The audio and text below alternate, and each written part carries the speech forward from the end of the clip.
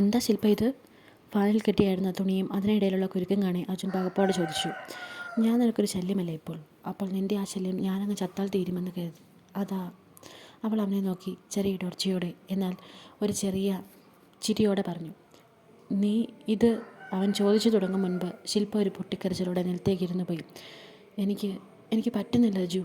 നിൻ്റെ അവഗണനകൾ അതെന്നെ കൊല്ലാതെ കൊല്ലുവാണ്. ഇനിയും നിൻ്റെ അവഗണന സഹിച്ച് മുന്നോട്ട് ജീവിക്കാൻ എനിക്ക് തോന്നിയില്ല. അതാ ഞാൻ, അവൾ കരച്ചിലോടെ തന്നെ പറഞ്ഞു. അർജുൻ ഒരു നിമിഷം ഒന്നും പറയാനാകാതെ നിന്നുപോയി. അറിയാതെ ഒരു തെറ്റ് പറ്റിപ്പോയി. ഞാനത് നിന്നോട് മറച്ചു വെച്ചോ? ഇല്ലല്ലോ. നിന്നോട് തന്നെ വന്ന് പറഞ്ഞില്ലേ. നിന്നിൽ നിന്നും ഒന്നും മറച്ചു വയ്ക്കാൻ എനിക്ക് കഴിയില്ലാത്തത് കൊണ്ടാണ് ഞാൻ നിന്നോട് എല്ലാം വന്ന് പറഞ്ഞത്. പിന്നീട് എനിക്ക് പറ്റിയ തെറ്റി നീ അറിഞ്ഞ് നമ്മൾക്കിടയിൽ ഒരു പ്രശ്നം വേണ്ടാന്നും നിന്നെ ഞാൻ ശ്രദ്ധിച്ചെന്നും തോന്നരുതല്ലോ എന്ന് കരുതി കൂടിയാണ് ഞാൻ നിന്നോട് എല്ലാം പറഞ്ഞത്. പക്ഷേ നീ എന്നെ മനസ്സിലാക്കിയില്ലല്ലോ. അവൾ മുഖത്തു നിന്ന് കൈമാറ്റി അവനെ നോക്കി നിറകണ്ണാലെ പറഞ്ഞു. അവളുടെ ആ വാക്കുകൾ അർജുനിൽ കുറ്റബോധം ഏൽപ്പിച്ചു. ആദ്യം അവരുടെ റിലേഷനിൽ ഒരു ചതി ചെയ്തത് അവനാണല്ലോ എന്ന് അർജുൻ ഓർത്തു. അവന് പറ്റിയ തെറ്റ് ശില്പയോട് തുറന്നു പറഞ്ഞതുമില്ല. ഞാൻ അന്ന് തന്നെ ചാകാൻ തീരുമാനിച്ചതാണ്. എന്നാൽ നീ എൻ്റെ ആ ശ്രമങ്ങളെ തടഞ്ഞു. നിൻ്റെ ജീവിതത്തിൽ നിന്ന് ഒഴിഞ്ഞു പൊക്കോളാമെന്ന് പറഞ്ഞപ്പോഴും നീയായിട്ട് എന്നെ തടഞ്ഞു. നമ്മുടെ റിലേഷനിൽ ഒരവസരം കൂടി കൊടുക്കാമെന്ന് നീ പറഞ്ഞു. പക്ഷേ അന്നങ്ങനെ പറഞ്ഞതെന്നല്ലാതെ നീ എന്നോട് ഒരു തരത്തിലും അറ്റാച്ച്മെൻറ്റ് കാണിച്ചിട്ടില്ല. എപ്പോഴും എന്നെ അകറ്റി നിർത്തിയിട്ടേ ഉള്ളൂ. എന്നോട് നേരാവണ്ണം സംസാരിക്കാറില്ല. എന്നെ കാണാൻ ശ്രമിക്കാറില്ല. ഞാനൊട്ട് നിന്നെ വിളിച്ചാലോ കാണാൻ വന്നാലും നീ എന്നോട് സംസാരിക്കാറില്ല. എനിക്ക് മടുത്തജു. നിൻ്റെ ഈ അവഗണന അതെനിക്ക് സഹിക്കാൻ പറ്റുന്നില്ല. അവൾ വീണ്ടും മുഖം പൊത്തി കരഞ്ഞു. ഇടയ്ക്കൊന്ന് വിരകൾക്കിടയിൽ കൂടെ അർജുനെ നോക്കി. അവൻ തല താഴ്ത്തി നിൽക്കുന്നത് കണ്ട് അവളൊന്ന് സംശയിച്ചു. പിന്നെ അവൻ നോക്കുന്നത് കണ്ടതും അവൾ കൈകൾ മാറ്റി കണ്ണും മൂക്കും ഒക്കെ തുടച്ചു. ഇനി ഐം സോറി ശില്പ. അവളെന്തോ പറയാൻ ഒരുങ്ങിയ നേരം അർജുൻ്റെ വാക്കുകൾ അവളുടെ കാതിലെത്തി. അവൾ അവനെ നോക്കി. ഞാൻ കുറച്ച് നാളുകളായി എൻ്റെ മൈൻഡ് ആകെ ഡിസ്റ്റർബ്ഡ് ആയിരുന്നു. എനിക്ക് നിന്നെ എന്നല്ല, കുറച്ച് നാളുകളായി ഒന്നിലും ശ്രദ്ധിക്കാൻ കഴിഞ്ഞിട്ടില്ല. പുതിയ സിനിമയുടെ ഷൂട്ട് പോലും കഴിഞ്ഞ തിങ്കളാഴ്ച തുടങ്ങേണ്ടതാണ്. ഞാനായിട്ട് റിക്വസ്റ്റ് ചെയ്താണ് ഷൂട്ട് 2 ആഴ്ച കഴിഞ്ഞത്തേക്ക് മാറ്റിയത്. നിൻ്റെ ഭാഗത്തു നിന്നുണ്ടായ മിസ്റ്റേക്ക് അതെന്നെ അഫക്റ്റ് ചെയ്തിട്ടുണ്ട്. പക്ഷേ അതിനേക്കാൾ കൂടുതൽ എൻ്റെ തന്നെ പ്രവൃത്തികളാണ് എന്നെ ബാധിച്ചിരിക്കുന്നത്. അർജുൻ നെറ്റി തടവി ശില്പയെ നോക്കാതെ പറഞ്ഞു. എന്നാൽ നിൻ്റെ അവഗണന മാത്രമാണ് എന്നെ ബാധിക്കുന്ന വിഷയം അജു. നിന്നെ ചുറ്റിപ്പറ്റിയാണ് എൻ്റെ ജീവിതം. നീ ഒരു മൂവിയുടെ ഷൂട്ട് പോസ്റ്റ്പോൺ ചെയ്തതേ ഉള്ളൂ. എന്നാൽ ഞാൻ കഴിഞ്ഞ കുറച്ച് നാളുകളായി എനിക്ക് വരുന്ന സിനിമ ഓഫേഴ്സ് എല്ലാം വേണ്ടെന്ന് വയ്ക്കുകയാണ്. ശില്പ അവനെ നോക്കി അല്പം ദേഷ്യത്തിൽ തന്നെ പറഞ്ഞു. അർജുൻ അവളെ നോക്കി. അവൻ്റെ നോട്ടം കാണെ അവൾ വീണ്ടും തലതാഴ്ത്തി കരയുന്നത് പോലിരുന്നു. അർജുൻ പതിയെ അവളുടെ അടുത്തേക്ക് വന്ന് അവളുടെ തോളിൽ പിടിച്ച് എഴുന്നേൽപ്പിച്ചു. അവൾ അവനെ നിറം വഴിയാലെ നോക്കി. എന്നോട് ക്ഷമിക്ക് ശില്പ. ഇനി എൻ്റെ ഭാഗത്തു നിന്നൊരു പിഴവ് വരില്ല. ഞാൻ നിന്നോട് കുറച്ച് സമയം വേണമെന്ന് ആവശ്യപ്പെട്ടത് ഞാൻ നോക്കിയാകാൻ വേണ്ടിയാണ്. അർജുൻ അവൻ പറഞ്ഞതും അവൾ പെട്ടെന്ന് അവനെ ഇറുകെ പുണർന്നു. ഇത്തവണ അവൻ്റെ കൈകളും അവളെ ചുറ്റി വിരിഞ്ഞു. അത് മനസ്സിലാക്കി ശില്പയുടെ ചുണ്ടിൽ ഒരു വിജയച്ചിരി വിരിഞ്ഞു. എന്നിൽ നിന്നകലല്ലേ അജു. എനിക്ക് നിന്നെ വേണം. എന്നെ വിട്ടു പോകരുതേ. എന്നെ അവഗണിക്കരുത്. അവൾ അവൻ്റെ കഴുത്തിടുക്കിലേക്ക് മുഖം അമർത്തി തന്നെ അവനോടായി കരയുന്ന രീതിയിൽ പറഞ്ഞു. ഇല്ല ശില്പ, നീ ഇനി ഇതുപോലെ നിൻ്റെ ജീവൻ എടുക്കുന്ന കാര്യമൊന്നും ചെയ്യരുത്. അവൻ അവളെ അകറ്റി മാറ്റി അവളുടെ മുഖത്തേക്ക് നോക്കി പറഞ്ഞു. നീ എന്നെ വിട്ടുപോകാൻ തീരുമാനിച്ചാൽ, നീ എന്നെ അവഗണിച്ചാൽ ഞാൻ വീണ്ടും മരണത്തിൻ്റെ വഴി തന്നെ തിരഞ്ഞെടുക്കും അജു. അവൾ കൗശലത്തോടെ സങ്കടം നിറച്ച വാക്കുകളാൽ പറഞ്ഞു. അവനൊന്നും മിണ്ടാതെ അവളെ നോക്കി. അവൾ വേഗം തന്നെ അവനെ വീണ്ടും ഇറുകെ കെട്ടിപ്പിടിച്ചു. I love you Aju. I love you so much. അവൾ പറഞ്ഞു. I love you too. അവനും പതിയെ പറഞ്ഞു. തിരികെ വീട്ടിലേക്കുള്ള യാത്രയിലും അവൻ്റെ മനസ്സാകെ അസ്വസ്ഥമായിരുന്നു. ഇത്തവണ അവൻ്റെ മനസ്സിലെ അസ്വസ്ഥതയ്ക്ക് കാരണം ശില്പയായിരുന്നു.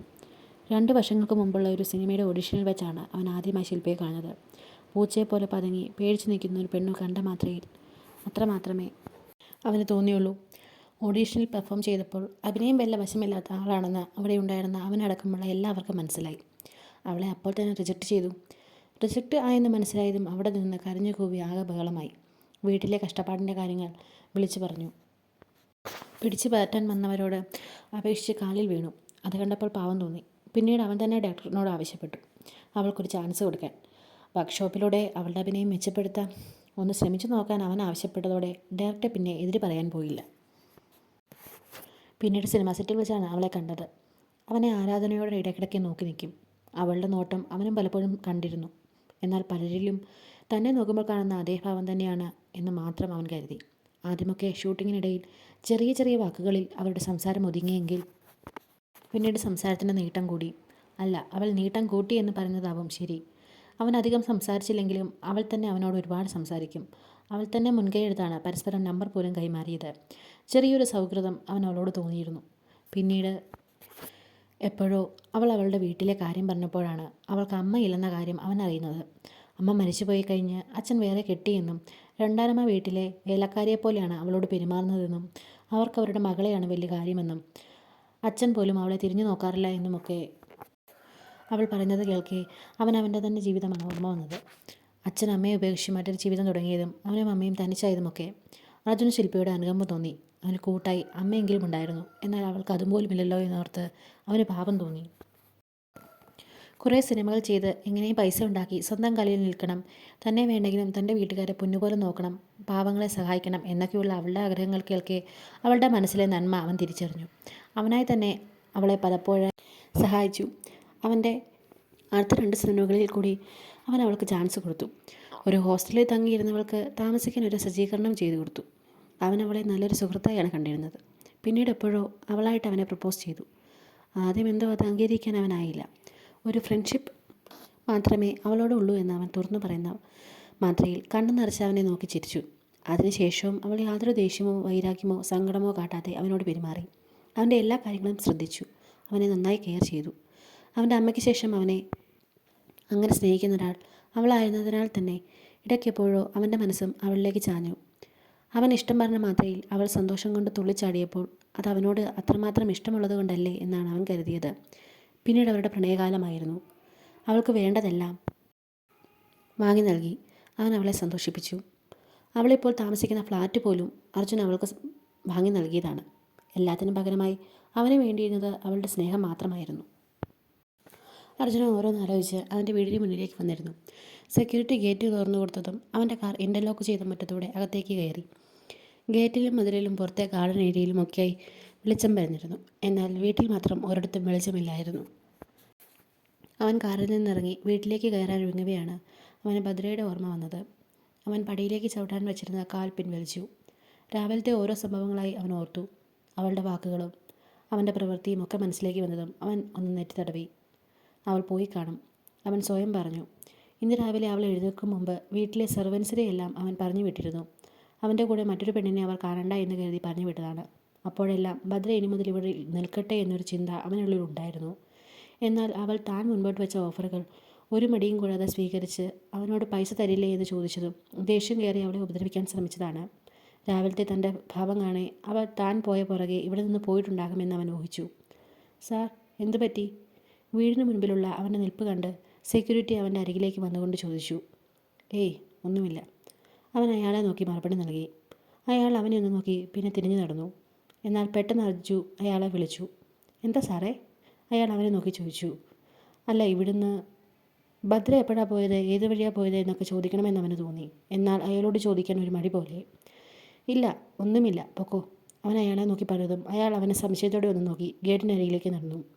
അർജുൻ അയാളെ ഒന്ന് നോക്കി വീടിൻ്റെ പടികൾ കയറി. ഭദ്ര എന്ന ചാപ്റ്റർ ക്ലോസ് ആക്കി ഇനി അവളെയോ അവളുമായി റിലേറ്റഡ് ആയിട്ടുള്ള ഒന്നും ചിന്തിക്കരുത്, ശില്പയിൽ മാത്രം ഫോക്കസ് ചെയ്യണമെന്നൊക്കെ മനസ്സിനെ പറഞ്ഞ് പഠിപ്പിച്ചുകൊണ്ടാണ് അവൻ അകത്തേക്ക് കയറിയത്. മെയിൻ ഡോർ തുറന്ന് അകത്തേക്ക് കയറിയതും ഇരുട്ടാണെന്ന് കണ്ട് അവൻ ഡോറിന് സമീപമുള്ള ലൈറ്റ്സ് ഓണാക്കി. ശേഷം ഒന്ന് നിശ്വസിച്ചുകൊണ്ട് നേരെ നോക്കി അർജുൻ കണ്ണു മിഴിച്ചുപോയി. നിലത്തിരുന്ന് സോഫയിലേക്ക് മുഖമമർത്തിയിരിക്കുന്ന ഭദ്ര. അവൾ പോയില്ല എന്ന് മനസ്സിലാക്കി ശരീരത്തിൽ ആകെ കുളിര് കോരുന്നത് പോലെ തോന്നിയവന് എന്തോ ഒരു ശാന്തത മനസ്സിലേക്ക് വന്നതുപോലെ. അത് മനസ്സിലാക്കി അവന് സ്വയം ദേഷ്യം തോന്നി. അതിൻ്റെ ഭാഗമായി അവൻ പല്ല് ഞെരടി. അവൾ അങ്ങനെ തന്നെ ഇരിക്കുന്നത് കാണെ അവനൊന്ന് മുരടനക്കി. അവളുടെ ഭാഗത്തു നിന്ന് അനക്കമൊന്നും ഉണ്ടായിരുന്നില്ല. അവനൊന്ന് നെറ്റിച്ചുവച്ചു. അവന് ഹോസ്പിറ്റലിൽ വെച്ച് കീർത്തി പറഞ്ഞ കാര്യങ്ങളാണ് ഓർമ്മ വന്നത്. അവൾക്കൊട്ടും വയ്യാത്ത അവസ്ഥയാണെന്നുള്ളത്. ഡി! അവൻ അവളുടെ അടുത്ത് ചെന്ന് അവളുടെ തോളിൽ കൈ അമർത്തിക്കൊണ്ട് വിളിച്ചു. അവൾ ഞെട്ടലോടെ ഉണർന്ന് ചുറ്റുമൊന്ന് നോക്കി. ഡി! അവൻ അവളുടെ തോളിൽ നിന്ന് കൈയെടുത്ത് വിളിച്ചു. അവൻ്റെ ശബ്ദം കേട്ടതും അവൾ ഞെട്ടലോടെ അവനെ തല ഉയർത്തി നോക്കി. അർജുനെ കണ്ട് അവൾ പേടിയോടെ ഒന്നുകൂടി ചുരുണ്ടുകൂടിയിരുന്നു. നീ എന്താ പോയില്ലേ? അർജുൻ അലോസരത്തോടെ ചോദിച്ചു. അവനെ സംശയത്തോടെ നോക്കി. നിന്റെ വായിലെന്താ, നാക്കില്ലേ? അവൻ പല്ലിറമി. സാർ. അവൾ സംസാരിക്കാൻ ശ്രമിച്ചു. എന്നാൽ ശബ്ദം പുറത്തേക്ക് വരുന്നില്ലാത്തതുപോലെ. വെള്ളവും ഭക്ഷണവും കഴിക്കാതെ ശരീരമാകെ തളരുന്ന പോലെ, കണ്ണിൽ ഇരുട്ട് കയറുന്ന പോലെ. എനിക്ക് എന്തെങ്കിലും കഴിക്കാൻ തരൂ സാറേ? അവൾ ദയനീയമായി അവനോട് പതിഞ്ഞ സ്വരത്തിൽ ചോദിച്ചു.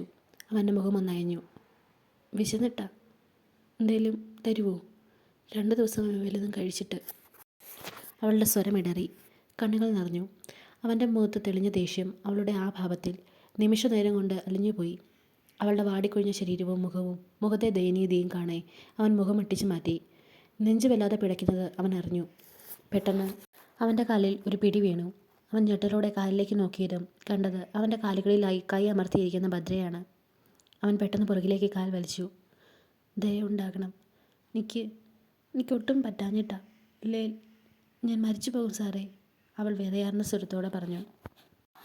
അവൻ റൂമിലേക്ക് കയറി വന്ന് ബെഡിലേക്കിരുന്നു. അവന് വീണ്ടും മനസ്സിൽ വല്ലാത്ത അസ്വസ്ഥത നിറഞ്ഞു. അവളുടെ പറച്ചിലും ഇരിപ്പും തന്നെയാണ് അവൻ്റെ സ്വസ്ഥത കെടുത്തിയത്. എനിക്ക് വിശക്കുന്നു. അവളുടെ വാക്കുകൾ ഓർമ്മ വന്നതും അവൻ വെപ്രാളത്തിൽ ഫോണെടുത്ത് ഫുഡ് ഓർഡർ ചെയ്തു. അവൻ പിന്നീട് താഴേക്ക് വരുമ്പോഴും ഭദ്ര നിലത്ത് അതേ ഇരിപ്പായിരുന്നു. നിനക്ക് ഈ നിലത്ത് മാത്രമേ ഇരിക്കാൻ സ്ഥലമുള്ളൂ? അർജുൻ ദേഷ്യത്തിൽ തന്നെ അവളോട് ചോദിച്ചു. എന്നാൽ അവളിൽ നിന്ന് അനക്കമൊന്നുമില്ല എന്ന് കാണെ അവൻ അവളുടെ അടുത്തേക്ക് ചെന്ന് അവളെ ഒന്ന് തട്ടി. ഭദ്ര വീണ്ടും അനങ്ങിയില്ല. എടി, അവൻ അവളെ വിളിച്ചുകൊണ്ട് അവളുടെ തോളിൽ പിടിച്ച് സോഫയിൽ നിന്ന് അവളുടെ മുഖം ഉയർത്താൻ നോക്കിയതും അവളുടെ മുഖം താഴ്ന്നു തന്നെ കിടന്നു. അവൻ കൈവിട്ടതും അവൾ ഊർന്ന് നിലത്തേക്ക് വീണുപോയി. അവൻ ഭയത്തോടെ വേഗം നിലത്തേക്ക് മുട്ടുകുത്തിയിരുന്ന് അവളുടെ കവിളിൽ തട്ടി. എടി ഡീ ഭദ്രേ, അവൻ അവളുടെ മുഖത്ത് തട്ടിക്കൊണ്ട് വിളിച്ചു. എന്നാൽ അവളിൽ അനക്കമൊന്നുമില്ല എന്ന് കാണെ അവൻ അവളെ പെട്ടെന്ന് തന്നെ ഇരു കൈയിലും കോരിയെടുത്ത് സോഫയിലേക്ക് കിടത്തി. പിന്നെ ഫോൺ എടുത്ത് കീർത്തിയെ വിളിക്കാൻ ഒരുങ്ങി. പിന്നെ അവളെ വിളിച്ചാൽ ശരിയായില്ല എന്നോർത്ത് അവൻ ടോണിയെ വിളിച്ചു. Hello sir. ടോണി, ഒരു ഡോക്ടറിനെ കൊണ്ട് എൻ്റെ വീട്ടിലേക്ക് വാ, അർജുൻ വെപ്രാളത്തോടെ പറഞ്ഞു. സാറിന് എന്തേലും? നോ, എനിക്കൊന്നുമില്ല. നീ ഒരു ഡോക്ടറെ കൊണ്ട് ഇവിടേക്ക് വാ, എൻ്റെ വീടാണെന്ന് പറയണ്ട, അർജുൻ പറഞ്ഞുകൊണ്ട് ഫോൺ കട്ട് ചെയ്തു. പിന്നെ സോഫയിൽ കിടക്കുന്നവളെ നോക്കി. പെട്ടെന്ന് എന്തോ തോന്നിയ പോലെ അവൻ കുറച്ച് വെള്ളം എടുത്തുകൊണ്ട് വന്ന് അവളുടെ മുഖത്തേക്ക് ഒഴിച്ചു നോക്കി. എന്നിട്ടും അവൾക്ക് ബോധം തെളിഞ്ഞിരുന്നില്ല. അവൻ അവളെ കൈകളിൽ കോരിയെടുത്ത് താഴത്തെ ഒരു ബെഡ്റൂമിലേക്ക് നടന്നു. വാടിക്കൊഴിഞ്ഞ് കയ്യിൽ കിടക്കുന്നവളെ അവൻ കണ്ണെടുക്കാതെ നോക്കി. ആദ്യമായി കണ്ട രൂപത്തിൽ നിന്ന് ഇപ്പോഴുള്ള അവളുടെ കോലം അവനെ എന്തുകൊണ്ടോ വേദനിപ്പിച്ചു. വിശക്കുന്നു എന്ന അവളുടെ വാക്കുകൾ ചെവിയിൽ അലയടിക്കുന്നത് പോലെ. നെറ്റിയിലെ ചെറിയ കെട്ടും കവിളിലെ അവൻ നൽകിയ അടിയുടെ പാടുമൊക്കെ കാണേ അവൻ്റെ മനസ്സിലൊരു പിടപ്പ്. അവളെ ബെഡിലേക്ക് കിടത്താതെ അവൻ അല്പനേരം അവളെ കയ്യിൽ പിടിച്ച് തന്നെ നിന്നു. പിന്നെ പോക്കറ്റിലിരുന്ന ഫോൺ ബെല്ലടിച്ചതും അവൻ സ്വബോധം വന്നതുപോലെ അവളെ ബെഡിലേക്ക് കിടത്തി. അവളുടെ പിന്നിമടക്കി വെച്ചിരുന്ന മുടി അവൻ പതിയെ അവളുടെ പുറകിൽ നിന്ന് വലിച്ച് സൈഡിലേക്ക് ഇട്ടു. അവൻ അപ്പോഴാണ് അവളുടെ ഡ്രസ്സും കോലവും ശരിക്കും ശ്രദ്ധിക്കുന്നത് തന്നെ. ഇട്ടിരുന്ന ചുരിദാർ ആകെ മുഷിഞ്ഞതാണ്. കൂടാതെ അവിടെ ഇവിടായി ചെളിയും ചോരക്കറയും ഉണ്ടായിരുന്നു. കൂടാതെ കയ്യിലും മറ്റു കീറിയിരിപ്പുണ്ട്. അന്ന് രാത്രി സംഭവിച്ചതാകാമെന്ന് അവന് തോന്നി. കുറേ പേർ അവളെ ഉപദ്രവിക്കാൻ നോക്കി. പിഞ്ചു കുഞ്ഞിനെ പോലും കാമത്തോടെ നോക്കുന്ന കുറേ ഓമാറുണ്ടല്ലോ. യദുവിൻ്റെ പറച്ചിലാണ് അവൻ ഓർമ്മ വന്നത്. അന്ന് യദു ചെന്നില്ലായിരുന്നെങ്കിൽ ഉള്ള ഭദ്രയുടെ അവസ്ഥ എന്താകുമെന്ന് അവൻ ഓർത്തു. പിന്നെ പെട്ടെന്ന് തന്നെ അവൾ ചെയ്യുന്ന തൊഴിലോർക്കെ അവൻ്റെ ചുണ്ടിൽ പുച്ഛച്ചിരി വിരിഞ്ഞു. കുറേ ഓമാരുടെ കൂടെ കിടന്നിട്ടുള്ളതല്ലേ, അപ്പോൾ അവരുടെ കൂടെ. അവൻ സ്വയം പറഞ്ഞു വന്നത് നിർത്തി. ഒരാളെ തൊടാൻ അനുവദിക്കുന്നതും ഒരാൾ ബലമായി തൊടുന്നതും തമ്മിൽ വ്യത്യാസമുണ്ടല്ലോ. അവൻ തന്നെ അവനെ തിരുത്തി. അവൻ അവളുടെ മുഖത്തേക്ക് തന്നെ നോക്കി. ഒരു വേള അവൻ്റെ കണ്ണുകൾ അവളുടെ അധരങ്ങളിൽ എത്തി നിന്നു.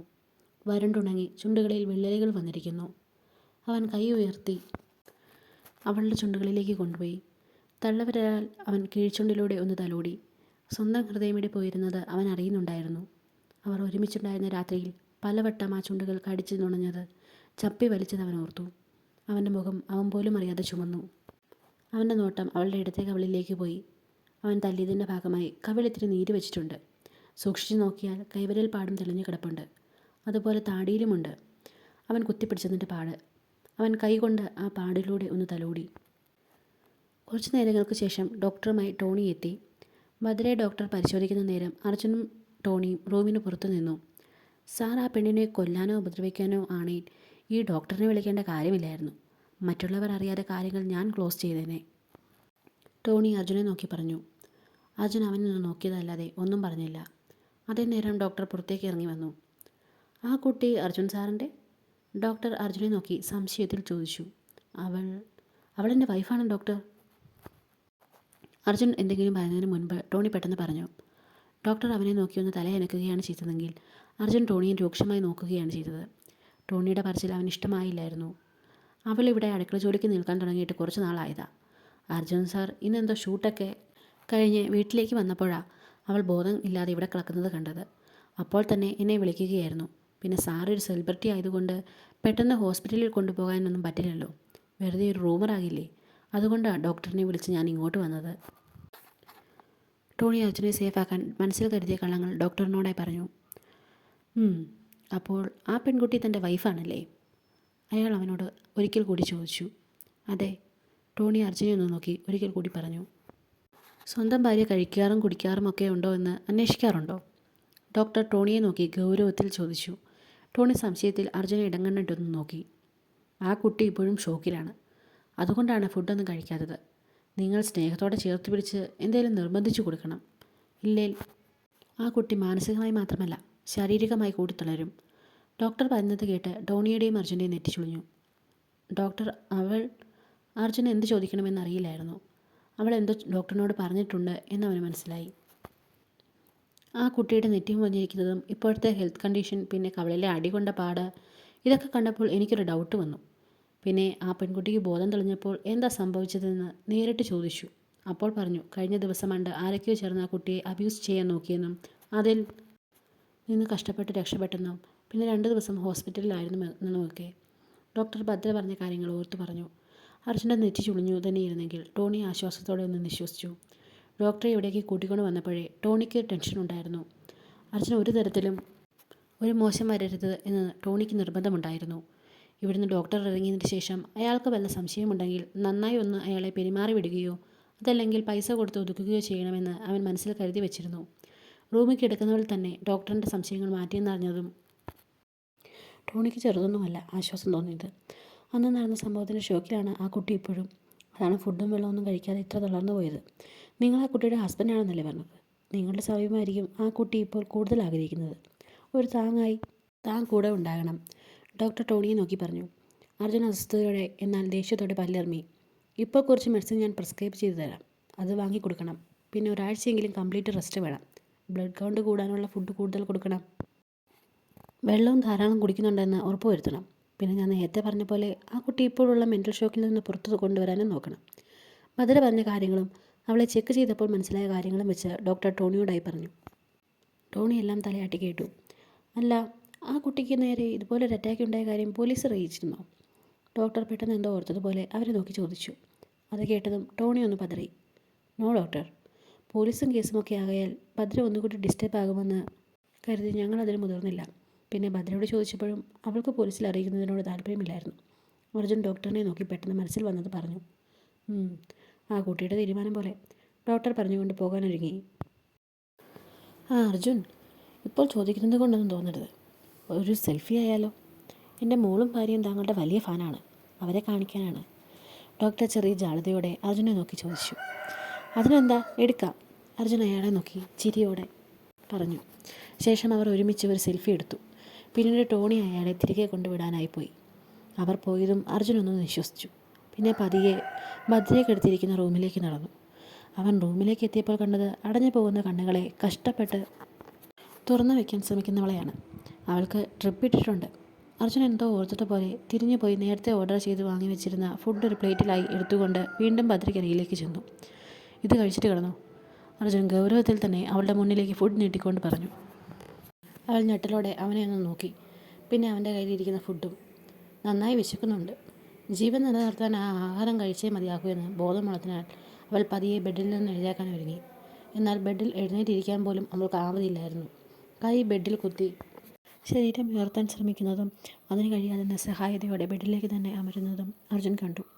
അവൻ മറ്റൊന്നും ആലോചിക്കാതെ തന്നെ ഫുഡ് അടങ്ങിയ പ്ലേറ്റ് സൈഡ് ടേബിളിൽ വെച്ച് അവളുടെ നേരെ കുനിഞ്ഞ് അവളുടെ 2 തൊടിലും പിടിച്ചു. ഭദ്ര ഞെട്ടലോടെ ഭയത്തോടെ അവനെ നോക്കി. അവനും അവളുടെ മുഖത്തേക്ക് തന്നെ ഉറ്റുനോക്കിയിട്ട് അവളെ തോളിൽ പിടിച്ച് തന്നെ മുകളിലേക്ക് ഉയർത്തി. അവളുടെ ശരീരം വിറകൊള്ളുന്നത് അവൻ അറിഞ്ഞു. അവൻ അവളെ എഴുന്നേൽപ്പിച്ചിരുത്തി ഒരു തലേണ എടുത്ത് അവളുടെ പുറകിൽ വെച്ച് അവളെ ഡ്രസ്സിലേക്ക് ചാരി.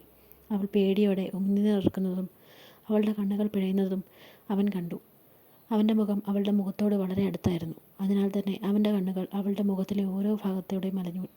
കട്ടി കൂടിയ പിരികക്കൊടികളിലും തിങ്ങി നിറഞ്ഞ നീളൻ കൺപീലികളിലും നീണ്ടുരുണ്ട മൂക്കിലും അവയുടെ താഴെ ചുവപ്പ് പറ്റിയ വരണ്ട ചുണ്ടുകളിലും ചുണ്ടിന് തൊട്ട് താഴെ വലതുവശത്തായി തെളിഞ്ഞു കാണുന്ന കറുത്ത മറുകും. അങ്ങനെ അവൻ്റെ കണ്ണുകൾ അവയിലെല്ലാം മൂടി നടന്നു. എങ്കിലും അവളുടെ ചുണ്ടിലും ചുണ്ടിന് താഴെയുള്ള കാക്കപ്പുള്ളിയും അവനെ വല്ലാതെ ആകർഷിക്കുന്നത് പോലെ തോന്നിയവന്. എഴുന്നേൽപ്പിച്ചിരുത്തിയിട്ടും അവൻ തോളിൽ നിന്ന് കൈയെടുക്കുന്നില്ല എന്ന് കാണെ പിടിച്ചിലോടെ നേരത്തെ അവൻ്റെ മുഖത്തു നിന്ന് മാറ്റിയ കൃഷ്ണമണികൾ അവൾ അവന് നേരെയാക്കി. അവൻ്റെ നോട്ടം തൻ്റെ ചുണ്ടിലേക്കാണെന്ന് മനസ്സിലാക്കി അവൾ വീണ്ടും ഭയത്തോടെ ഉമിനീറിറക്കി. അവളുടെ ശ്വാസോച്ഛ്വാസം വർദ്ധിച്ചു. ബെഡിലിരുന്ന അവളുടെ കൈകൾ ബെഡ്ഷീറ്റിൽ മുറുകി. അവൻ്റെ മുഖം പതിയെ അവളുടെ മുഖത്തേക്ക് അടുത്ത് വന്നത് അവൾ പേടിയോടെ നോക്കി. അവൻ്റെ ലക്ഷ്യം തൻ്റെ ചുണ്ടുകളാണെന്ന് മനസ്സിലാക്കി അവളിൽ വെപ്രാളം നിറഞ്ഞു. സാർ, അവൾ പതർച്ചയോടെ അവനെ നോക്കി മുഴിഞ്ഞു. അവളുടെ ശബ്ദം പുറത്തേക്ക് വന്നു എന്ന് പോലും അവൾക്ക് സംശയം തോന്നി. പക്ഷെ പെട്ടെന്ന് ബോധം വന്നതുപോലെ അവനൊന്ന് ഞെട്ടുകയും അവളുടെ തോളിൽ നിന്ന് കൈയെടുത്ത് പെട്ടെന്ന് പുറകിലേക്ക് മാറുകയും ചെയ്തു. അവളെ സ്വയം മറന്ന് ചുംബിക്കാൻ പോകുമായിരുന്നു എന്ന ചിന്ത അവനിൽ ദേഷ്യവും അസ്വസ്ഥതയും നിറച്ചു. അവൻ പെട്ടെന്ന് തന്നെ ആ റൂമിൽ നിന്ന് ഇറങ്ങിപ്പോയി. ഭദ്ര അവൻ പോയ വഴിയെ നോക്കി. അപ്പോഴും അവളുടെ ശ്വാസനിശ്വാസങ്ങൾ നേരെയായിരുന്നില്ല. അവൾ ഹെഡ്ലെസ്സിലേക്ക് ചാരി കണ്ണുകളടച്ച് കുറച്ചു നേരം ഇരുന്നു. പിന്നെ വയറ്റിലെ ആളൽ അറിഞ്ഞതും കണ്ണ് തുറന്ന സൈഡ് ടേബിളിൽ ഇരുന്ന ഫുഡിൻ്റെ പ്ലേറ്റ് കൈ നീട്ടിയെടുത്ത് മടിയിലേക്ക് വെച്ചു. ആഹാരം കഴിക്കാതെ തൻ്റെ ശരീരം ഒന്നിനും വഴങ്ങില്ല എന്ന ബോധ്യമുള്ളതിനാൽ അവൾ പ്ലേറ്റിലുണ്ടായിരുന്ന ചപ്പാത്തി കയറി വായിലേക്ക് വെച്ചു. അത് ചവയ്ക്കുമ്പോൾ അവളുടെ കണ്ണുകൾ നിറഞ്ഞു. ആ ഭക്ഷണത്തിന് നല്ല രുചിയുണ്ടായിട്ടാണോ അതോ വിശന്ന് പറഞ്ഞ് കഴിച്ചത് കൊണ്ടാണോ കൂടുതൽ രുചിയെന്ന് അവൾക്ക് മനസ്സിലായില്ല. ഒഴുകിയിറങ്ങിയ കണ്ണുകൾ പുറം കൈകൊണ്ട് നിന്ന് തുടച്ചുകൊണ്ട് അവൾ വീണ്ടും കഴിച്ചു. പിറ്റേന്ന് നേരം വെളുത്തതും അർജുൻ്റെ വീട്ടിൽ ജോലിക്ക് നിന്നിരുന്ന സെർവൻസ് എല്ലാം തിരികെ വന്നു. അവൻ വിളിച്ചു വരുത്തിയത് തന്നെയാണ്. ഭദ്രയുടെ ഇപ്പോഴത്തെ അവസ്ഥയിൽ അവളെ സഹായിക്കാൻ ഒരാൾ വേണമെന്ന് അവനറിയാമായിരുന്നു. അവൻ്റെ അമ്മയുടെ അകന്ന ബന്ധത്തിൽപ്പെട്ട ഒരാളാണെന്ന് മാത്രം അവൻ സെർവൻസിനോട് പറഞ്ഞു. അതും ഭദ്രയുടെ മുന്നിൽ വെച്ച്. അത് അവളും ബാക്കിയുള്ളവരോട് അങ്ങനെ പറയാൻ പാടുള്ളൂ എന്നൊരു മുന്നറിയിപ്പാണെന്ന് ഭദ്രയ്ക്ക് മനസ്സിലായിരുന്നു. അതല്ലാതെ അവൻ അവളുടെ മുന്നിലേക്ക് പിന്നെ വന്നതേയില്ല. അവൻ പറഞ്ഞ ഡീൽ ഇപ്പോഴും ഉണ്ടോ എന്ന് അവൾക്ക് തന്നെ അറിയില്ലായിരുന്നു. ഇനി എന്താ എന്ന ചോദ്യം അവളുടെ മനസ്സിൽ എപ്പോഴും ഉയർന്നു വന്നുകൊണ്ടേയിരുന്നു. ഒരു ദിവസം കൂടി കഴിഞ്ഞു പോയതും അവളുടെ ശരീരത്തിലെ ക്ഷീണം പതിയെ മാറി. അല്ല, മാറിയതുപോലെ അവൾ നിന്നു. ആ റൂമിൽ സ്വസ്ഥമായി കിടക്കാൻ വേണ്ടിയല്ല താൻ ഈ നാട്ടിലേക്ക് വന്നതെന്ന് അവൾക്കറിയാമായിരുന്നു. അർജുൻ്റെ നിലപാട് എന്താണെന്ന് അറിയണം. അവൻ മുന്നോട്ട് വെച്ച പോലെ അവൻ്റെ വെപ്പാട്ടി ആയിട്ട് തന്നെ ഇവിടെ നിർത്തുകയാണോ അതോ അതിൻ്റെ ആവശ്യമില്ല എന്നാണോ എന്നറിയണം.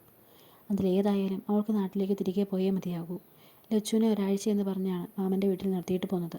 ഇപ്പോൾ ഒരാഴ്ചയായിരിക്കുന്നു. ഇനിയും താൻ അവിടേക്ക് ചെല്ലാൻ താമസിച്ചാൽ ചിലപ്പോൾ മാമി അവളെ വീട്ടിൽ നിന്ന് പുറത്താക്കാനും സാധ്യതയുണ്ട്. ഓരോന്നോർക്കെ അവളിൽ വീണ്ടും ആദ്യം നിറഞ്ഞു. കണ്ണുകൾ നിറഞ്ഞു. മേഡത്തിന് ഭക്ഷണം കൊണ്ടുവന്നിട്ടുണ്ട്. പെട്ടെന്ന് ഒരു ശബ്ദം കേട്ടാണ് അവളുടെ നോട്ടം വാതിക്കലേക്ക് പോയത്. അവിടെ അവൾക്കുള്ള ഭക്ഷണവുമായി ഒരു സെർവൻ്റ് നിൽപ്പുണ്ടായിരുന്നു. വെളുപ്പിനെ എഴുന്നേറ്റ് ഓരോന്നും വെച്ചുണ്ടാക്കി 3 പേര് കഴിഞ്ഞു പോകാൻ ഓരോ പണി ചെയ്തു കൂട്ടുന്ന പഴയ അവളെ തന്നെയാണ് അവൾക്ക് ഓർമ്മ വന്നത്. ഇപ്പോഴുള്ള ഈ സുഖവാസം അവളിൽ സന്തോഷത്തിന് പകരം അസ്വസ്ഥത ഉണ്ടാക്കുകയാണ് ചെയ്തത്. മേഡം, ഫുഡുമായി വന്ന സ്ത്രീ അവളെ നോക്കി വിളിച്ചതും ഒന്ന് ഞെട്ടി അവൾ അവരെ നോക്കി. ബ്രേക്ക്ഫാസ്റ്റ്. അവർ കയ്യിലിരുന്ന ട്രേ അവൾക്ക് നേരെ നീട്ടി. ഭദ്ര ആ സ്ത്രീയെ ഒന്ന് നോക്കി. ചേച്ചി, എനിക്കൊന്ന് കുളിക്കണമായിരുന്നു. ഭദ്ര അവരെ നോക്കി അപേക്ഷയോടെ പറഞ്ഞു. ഞങ്ങളെ സഹായിക്കാം മേഡം, അവർ അവളെ നോക്കി ഭവ്യതയോട് പറഞ്ഞു. ഭദ്ര വേഗം വിലങ്ങനെ തലയാട്ടി. അത് എൻ്റെ കയ്യിൽ വേറെ ഡ്രസ്സില്ല. ഭദ്ര തല താഴ്ത്തിയിരുന്നു കൊണ്ട് പറഞ്ഞു. അവിടെ നിന്നിരുന്ന സെർവൻറ്റിൻ്റെ നെറ്റി ചുളിഞ്ഞു. ഞാൻ അർജുൻ സാറിൻ്റെ അടുത്തൊന്ന് ചോദിക്കട്ടെ? സെർവൻറ്റ് പറയുന്നത് കേട്ട് അവൾ ഞെട്ടലോടെ അവരെ നോക്കി. വേണ്ട വേണ്ട, എനിക്ക് ചേച്ചിയുടെ ഏതെങ്കിലും പഴയ ഡ്രസ്സ് തന്നാൽ മതി. ഭദ്ര അവരെ നോക്കി വെപ്രാളത്തോടെ പറഞ്ഞു. എൻ്റെ ഡ്രസ്സോ? സെർവൻറ്റും ഒന്നാമ്പായിരുന്നു. ഭദ്ര അതിനൊന്നും തലയിണക്കി. ആ സ്ത്രീ ഭദ്രയെ തന്നെ ഒന്നുകൂടി സൂക്ഷിച്ചു നോക്കി. ഫുഡ്? അവൾ അവളെ നോക്കി ചോദിച്ചു. എനിക്കിപ്പോഴൊന്നും വേണ്ട, കുളിച്ചാൽ മതി, അവൾ പതിഞ്ഞ സ്വരത്തിൽ പറഞ്ഞു. സെർവൻ്റ് അവളെ ഒരിക്കൽ കൂടി ഒന്ന് നോക്കി അവിടുന്ന് പുറത്തേക്ക് പോയി. ഭദ്ര അവർ പോകുന്നതും നോക്കി എന്തു ചെയ്യുമെന്നറിയാതെ ഇരുന്നു.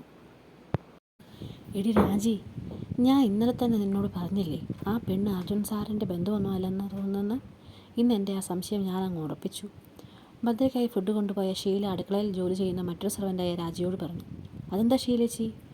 രാജി ചെയ്യുന്ന ജോലിക്കിടയിൽ അവരെ നോക്കി സംശയത്തോടെ ചോദിച്ചു. എടി, ആ പെണ്ണിന് കുളിക്കണമെന്ന്. ഷീല പറഞ്ഞത് കേട്ട് രാജി നെറ്റി ചൊളിച്ചു.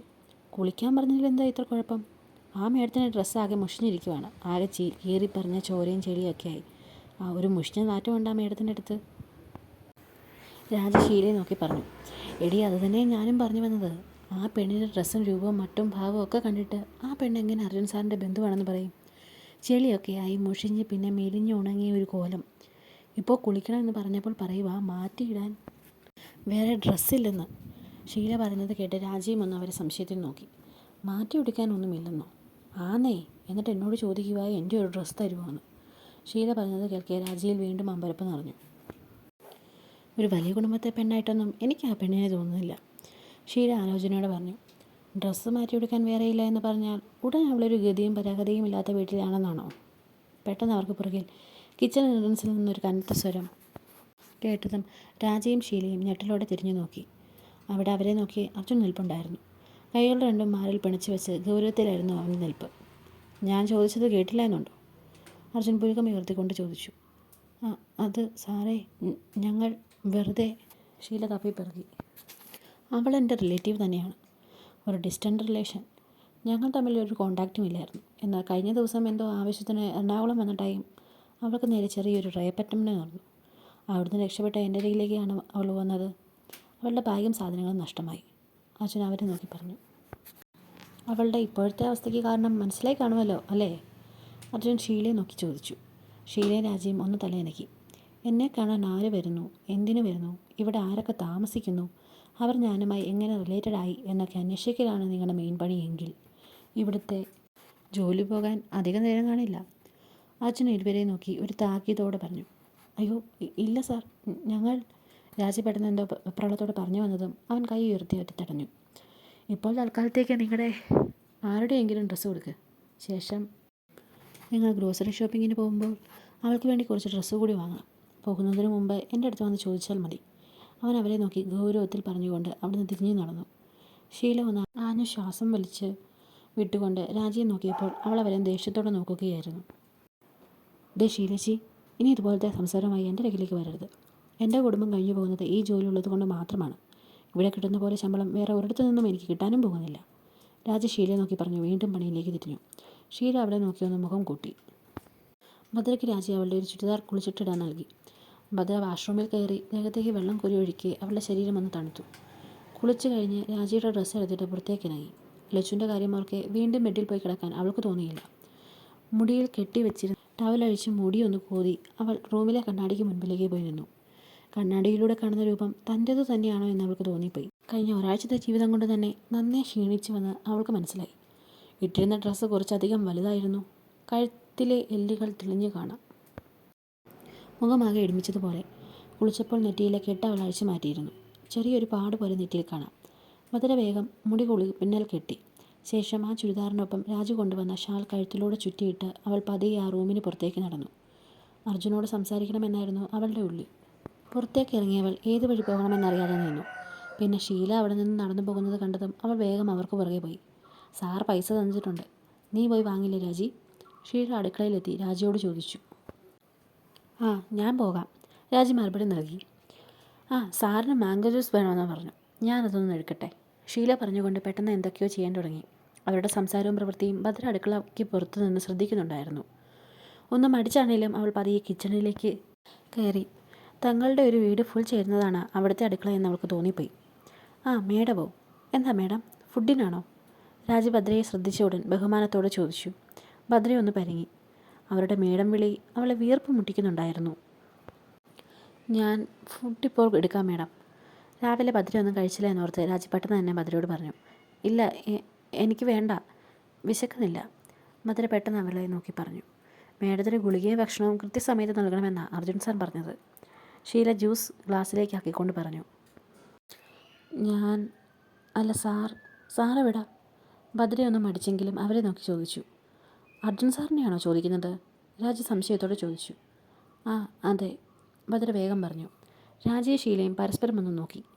നിങ്ങൾ ബന്ധുക്കളല്ലേ, പിന്നെ എന്താ സാറെന്ന് വിളിക്കുന്നത്? ഷീല മനസ്സിൽ സംശയങ്ങൾ ഉറപ്പിക്കാൻ വേണ്ടി ചോദിച്ചു. ഭദ്ര എന്ത് പറയണമെന്നറിയാതെ ഉമ്മിനീർ ഇറക്കിപ്പോയി. രാജി പെട്ടെന്ന് ഷീലയെ നോക്കിയൊന്ന് കണ്ണുരുട്ടി. സാറിൻ്റെ മുറിയിലുണ്ട് മേഡം. രാജി പെട്ടെന്ന് തന്നെ ഭദ്രയോട് പറഞ്ഞു. അത് റൂമും കൊട്ടാരം പോലെയുള്ള ഈ വീട്ടിൽ എങ്ങനെ അവൻ്റെ റൂം കണ്ടുപിടിക്കുമെന്ന് കരുതി അവൾ അവരെ ദയനീയമായി നോക്കി. മുകളിലത്തെ നിലയിലാണ് മേഡം, രാജി വീണ്ടും പറഞ്ഞു. ഭദ്ര അവരെ ഒന്ന് നോക്കി അവിടെ നിന്ന് തിരിഞ്ഞു നടന്നു. നീ കണ്ടില്ലേ രാജി ആ പെണ്ണിനെ? എൻ്റെ പൊന്നു ഷീലജി, സാർ നേരത്തെ പറഞ്ഞത് മറന്നില്ലല്ലോ. ഷീല അവരുടെ ഉള്ളിലെ സംശയം പറയാൻ വന്നതും രാജി അവരെ നോക്കി കൈ കൂപ്പിക്കൊണ്ട് പറഞ്ഞു. പക്ഷേ ആ പെണ്ണിൻ്റെ ഇങ്ങ് തന്നെയാ ക്ലാസ്. സാറിന് ഞാൻ കൊണ്ടുപോയി കൊടുക്കാം. കൂടാതെ ആ മേഡത്തിനോട് ഡ്രസ്സിൻ്റെ കാര്യം കൂടി ചോദിക്കാം. ഷീലയുടെ കയ്യിൽ അർജുനായി എടുത്ത ജ്യൂസ് ഗ്ലാസ് രാജി കയ്യിൽ വാങ്ങി ഒരു ട്രെയിലേക്ക് വെച്ചു കൊണ്ട് അവിടുന്ന് വേഗം നടന്നു. രാജയുടെ പോക്ക് കണ്ട് ഷീല ദേഷ്യത്തോടെ എന്തോ പെറുപിറുത്തുകൊണ്ട് മറ്റു പണികളിലേക്ക് തിരിഞ്ഞു. ഭദ്ര എങ്ങനെയൊക്കെയോ ഹാളിലേക്ക് എത്തിച്ചേർന്നിരുന്നു. മുകളിലേക്കുള്ള പടികൾ കാണെ ഭദ്ര ഷാളിൽ കൈകൾ തിരുത്തു പിടിച്ചൊന്നു നിന്നു. എൻ്റെ ഈശ്വരന്മാരെ, ഞാൻ മുകളിലേക്ക് ചെന്നാൽ അയാൾ വല്ലതും പറയുമോ? അല്ലെങ്കിൽ ഇവിടെ നിന്നാലോ? താഴേക്ക് ഇറങ്ങി വരുമ്പോൾ കാണാലോ? അവൾ മനസ്സിലാലോചിച്ചുകൊണ്ട് മുകളിലേക്ക് നോക്കി നിന്നു. മേഡം സാറിനെ കാണാൻ പോയില്ലേ? രാജി ഹാളിൽ മുകളിലേക്ക് നോക്കി നിൽക്കുന്ന ഭദ്രയെ നോക്കി ചോദിച്ചു. പെട്ടെന്നായതുകൊണ്ട് ഭദ്ര ഒന്ന് ഞെട്ടി അവളെ നോക്കി. സോറി മേഡം, പേടിച്ചു പോയോ? അവളുടെ നെഞ്ചിൽ കൈവച്ചുള്ള നിൽപ്പ് കാണെ രാജി ടെൻഷനോടെ ചോദിച്ചു. ഭദ്ര ചെറുതായി തലയനക്കി. അർജുന സാർ മുകളിലുണ്ട്. രാജി വീണ്ടും ഭദ്രയെ നോക്കി പറഞ്ഞു. അല്ല, ഞാൻ ഇവിടെ നിന്നോളാം. താഴേക്ക് സാർ വരുമ്പോൾ ഞാൻ കണ്ടോളാം. ഭദ്ര ഒരു പറച്ചോടെ രാജിയെ നോക്കാതെ പറഞ്ഞു. സാർ പുറത്തേക്ക് എവിടെയോ പോയിട്ട് വന്നതാണ്. അതുകൊണ്ട് ഇനി താഴേക്ക് ഇറങ്ങി വരുന്നത് കുറച്ച് കഴിഞ്ഞാകും. വേണേൽ ഞാൻ സാറിനോട് മേഡം താഴെ കാത്തു നിൽക്കുകയാണെന്ന് വെച്ചെന്ന് പറയാം. രാജി ഭദ്രയെ നോക്കി പറഞ്ഞു. അത് കേട്ട് ഭദ്രയുടെ മുഖമൊന്ന് വിടർന്നു. എന്നാൽ പെട്ടെന്ന് എന്ത് വിഷയത്തെക്കുറിച്ചാണ് അവനോട് സംസാരിക്കാൻ പോകുന്നത്, അത് ഇവിടെയുള്ള ബാക്കിയുള്ളവർ കേട്ടാൽ എന്താകുമെന്നൊക്കെ ഓർത്ത് അവളുടെ മുഖം മങ്ങി. മുകളിലേക്ക് പോകുന്നതാകും നല്ലതെന്ന് അവൾക്ക് തോന്നി. ഇല്ല, ഞാൻ മുകളിലേക്ക് പോയി കണ്ടോളാം. ഭദ്ര രാജിയെ നോക്കി പതിഞ്ഞ സ്വരത്തിൽ പറഞ്ഞു. എന്നാൽ എൻ്റെ കൂടെ വന്നോ മേഡം, ഞാൻ അവിടേക്കാണ്. രാജി പറഞ്ഞുകൊണ്ട് നടന്നതും ഭദ്രയും അവൾക്ക് പുറകെ നടന്നു. മേഡത്തിനുള്ള ഡ്രസ്സ് എടുക്കാൻ ടൗണിൽ പോകണമെന്ന് സാർ പറഞ്ഞിരുന്നു. മേഡം എൻ്റെ കൂടെ വരുന്നോ? അതല്ലെങ്കിൽ മേഡത്തിൻ്റെ ഇഷ്ടത്തിന് ഞാൻ എങ്ങനെ ഡ്രസ്സ് എടുക്കും? അതല്ല, മേഡം ഇപ്പോൾ ഓക്കെ ആയെങ്കിൽ മേഡം ഡ്രസ്സ് വാങ്ങാൻ പോകുന്നുണ്ടോ? രാജി നടക്കുന്നതിനിടയിൽ ചോദിച്ചു. ഭദ്ര എന്ത് പറയണമെന്നറിയാതെ ഒന്ന് പരുങ്ങി. ഇവിടെ എന്താ ചെയ്യേണ്ടതെന്ന് അവൾക്ക് തന്നെ മനസ്സിലാവുന്നുണ്ടായിരുന്നില്ല. ഒരു നിവൃത്തിയും ഒരു മാർഗവും അവളുടെ മുന്നിലില്ലായിരുന്നു. മേഡം ഒന്നും പറഞ്ഞില്ല? രാജി അവളെ നോക്കി ചോദിച്ചു. ഞാൻ പറയാം.